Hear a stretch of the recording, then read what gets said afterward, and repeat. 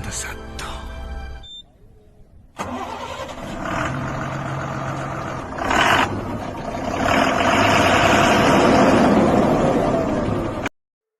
Ashok Layland എന്ന പേര് കേൾക്കാത്തവർ വളരെ ചുരുക്കമായിരിക്കും.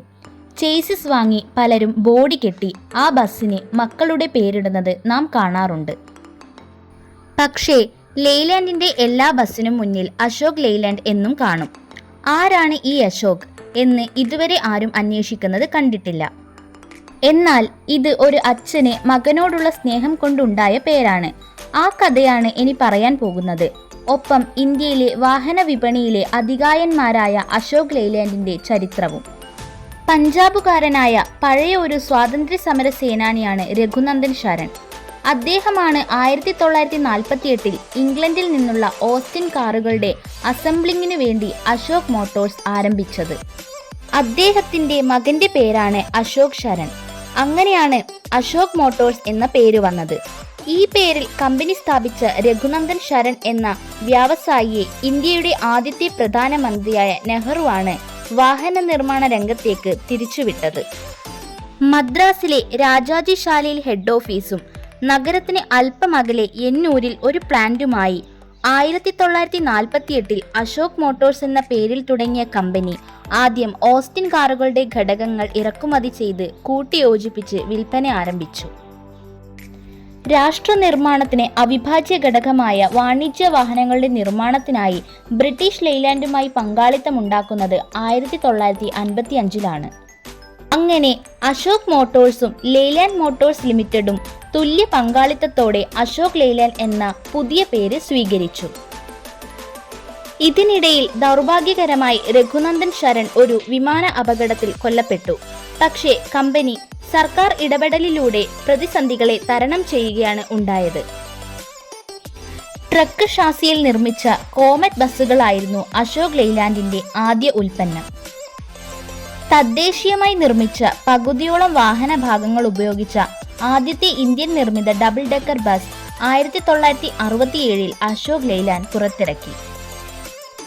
ഇന്ത്യയിലെ മിക്ക സംസ്ഥാനങ്ങളിലെയും ട്രാൻസ്പോർട്ട് കോർപ്പറേഷനുകളായിരുന്നു പ്രഥമ ഉപഭോക്താക്കൾ. ക്രമേണ സ്വകാര്യ രംഗത്തും അനവധി ബസ് സർവീസുകൾ അശോക് ലെയ്ലാൻഡ് ബസ്സുകളുമായി രംഗത്തെത്തി.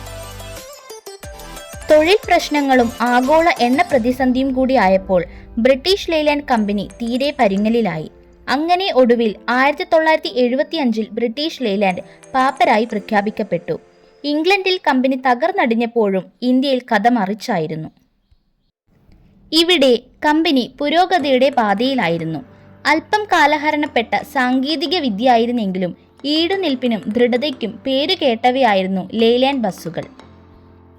ബ്രിട്ടീഷ് ലെയ്ലാൻഡ് പകർന്നു കൊടുത്ത വിട്ടുവീഴ്ചയില്ലാത്ത നിർമ്മാണ ശൈലിയായിരുന്നു ഇതിനു പിന്നിൽ. ബ്രിട്ടീഷ് സാങ്കേതിക വിദ്യ ഉപയോഗിച്ച ആദ്യകാല ഡീസൽ എഞ്ചിനുകൾ കുറഞ്ഞ എഞ്ചിൻ വേഗതയിലും മികച്ച ടോർക്ക് നൽകുന്ന ലോങ് സ്ട്രോക്ക് രൂപകൽപ്പനയുള്ളവയായിരുന്നു. പക്ഷേ ബ്രിട്ടീഷ് ലെയ്ലാൻഡിന്റെ പതനം എഞ്ചിൻ സാങ്കേതിക വിദ്യക്കായി മറ്റിടങ്ങളിലേക്ക് തിരിയുവാൻ അശോക് ലെയ്ലാൻഡിനെ പ്രേരിപ്പിച്ചു. തുടർന്ന് ജപ്പാനിലെ ഹിനോങ് നിർമ്മിത XCD 46 സിലിണ്ടർ എഞ്ചിനുകൾ ഇവർ ഉപയോഗിക്കുവാൻ തുടങ്ങി. രാജ്യത്തെ മിലിറ്ററിക്കായി 1970 പ്രത്യേകം രൂപകൽപ്പന ചെയ്ത ട്രക്കുകൾ നിർമ്മിച്ചു നൽകി അശോക് ലെയ്ലാൻഡ് മികവ് തെളിയിച്ചു. പ്രതിവർഷം 10,000 വാഹനങ്ങൾ നിർമ്മിക്കുവാനുള്ള ലൈസൻസ് കമ്പനി നേടുന്നത് 1972 അശോക് ലെയ്ലാൻഡ് കമ്പനിയുടെ ടേൺ ഓവർ ചരിത്രത്തിലാദ്യമായി 1,000 മില്യൺ കടന്നു. വൈക്കിംഗ്, ചീറ്റ തുടങ്ങി വിവിധ തരത്തിലുള്ള പാസഞ്ചർ ബസ്സുകളും ട്രക്കുകളും തുടർന്ന് അശോക് ലെയ്ലാൻഡ് ഇന്ത്യൻ നിരത്തുകളിൽ ഇറക്കി. 1980 ഹുസൂരിൽ കമ്പനിയുടെ പുതിയ പ്ലാന്റ് അന്നത്തെ തമിഴ്നാട് മുഖ്യമന്ത്രി MG രാമചന്ദ്രൻ ഉദ്ഘാടനം ചെയ്തു. അതേ വർഷം ഇന്ത്യയിലെ ആദ്യത്തെ 13 ടൺ ഭാരശേഷിയുള്ള ട്രക്ക് ടസ്കർ എന്ന പേരിലും ആദ്യത്തെ മൾട്ടി ആക്സിൽ ട്രക്ക് ടോറസ് എന്ന പേരിലും അശോക് ലെയ്ലാൻഡ് പുറത്തിറക്കി. മഹാരാഷ്ട്രയിലെ ഭണ്ഡാരയിലും രാജസ്ഥാനിലെ ആൽവാറിലുമായി 2 പ്ലാന്റുകൾ കൂടി 1982 അശോക് ലെയ്ലാൻഡ് ആരംഭിച്ചു. 1987 ഇറ്റലിയിലെ ഐവെക്കോയും NRI വ്യവസായ ഗ്രൂപ്പായ ഹിന്ദുജയും ചേർന്ന് അശോക് ലെയ്ലാൻഡിനെ സ്വന്തമാക്കി. അതേ തുടർന്ന് ഫാക്ടറി നിർമ്മിത ക്യാബിനുകളുള്ള കാർഗോ ശ്രേണി ട്രക്കുകൾ ഇവർ പുറത്തിറക്കി. 1990-ൽ ചെന്നൈയിലെ വെള്ളിവോയിൽ ചാവടിയിൽ പൂർണ്ണ സജ്ജമായ സൗകര്യങ്ങളും അത്യാവശ്യമായിരുന്ന ടെസ്റ്റിംഗ് ട്രക്കുകളോടും കൂടി ഒരു ടെക്നിക്കൽ സെന്റർ അശോക് ലെയ്ലാൻഡ് സ്ഥാപിച്ചു. 1993-ൽ ISO നേടുന്ന ആദ്യത്തെ ഇന്ത്യൻ ഓട്ടോമൊബൈൽ കമ്പനിയായി മാറി അശോക് ലെയ്ലാൻഡ്. മിലിറ്ററിക്കായി സ്റ്റാലിയൻ എന്ന മോഡൽ നിർമ്മിച്ചും ആദ്യത്തെ CNG ഇന്ധനമായി ഉപയോഗിക്കുന്ന ബസ് നിർമ്മിച്ചും 90കളുടെ അവസാനം അശോക് ലെയ്ലാൻഡ് ശ്രദ്ധ നേടി.